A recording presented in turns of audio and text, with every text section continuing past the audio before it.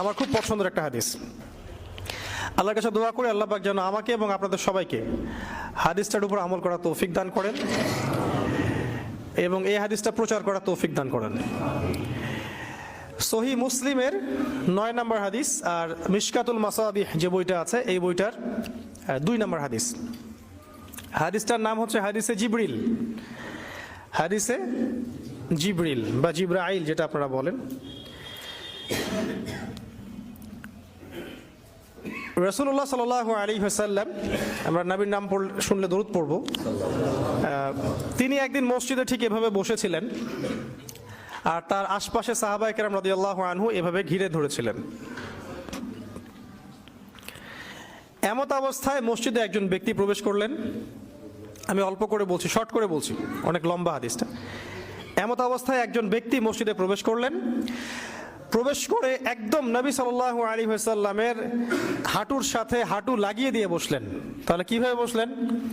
তাশাহুদ আত্তাহিয়াতুর সময় আমরা যেমন করে বসি ঠিক এইভাবে বসলেন, নবী সাল্লাল্লাহু আলাইহি ওয়াসাল্লামের হাঁটুর সাথে হাঁটু লাগিয়ে দিয়ে, এবং নিজের 2 হাত আল্লাহ রাসূলের 2 উরুর উপরে রাখলেন।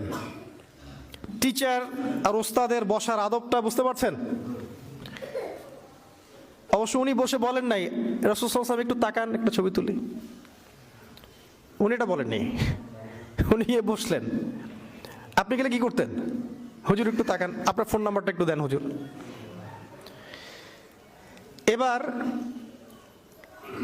তাকে প্রশ্ন করছেন, ওই ব্যক্তি রাসূলুল্লাহ সাল্লাল্লাহু আলাইহি ওয়াসাল্লামকে প্রশ্ন করছেন, ইয়া মুহাম্মদ, বলছেন ইয়া মুহাম্মদ, হে মুহাম্মদ সাল্লাল্লাহু আলাইহি ওয়াসাল্লাম, আখবিরনি আনিল ইসলাম, আখবিরনি আনিল ইসলাম, আমাকে ইসলাম সম্পর্কে বলুন।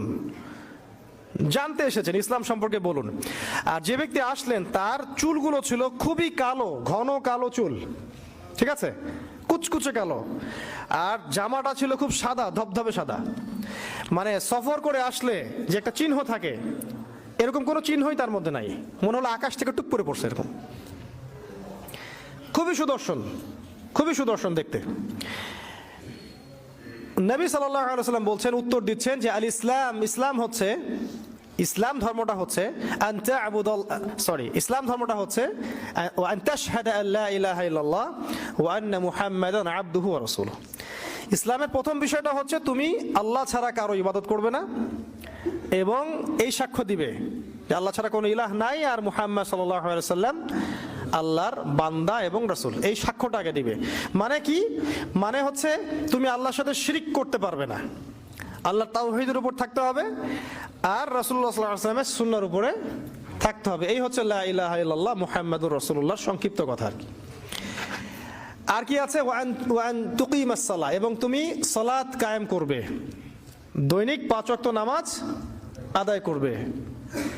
3 নাম্বার ওয়ান তুতিয়াজ যাকাত, এবং যাকাত তুমি প্রদান করবে, নিসাব পরিমাণ সম্পদ থাকলে প্রতি বছর যাকাত প্রদান করবে। ওয়া তাসুম রমাদান, এবং রমাদান মাসে তুমি রোজা রাখবে, সাওম পালন করবে, এবং যদি সামর্থ্য থাকে তাহলে তুমি আল্লাহর বাইতুল্লাহ হজ করতে যাবে।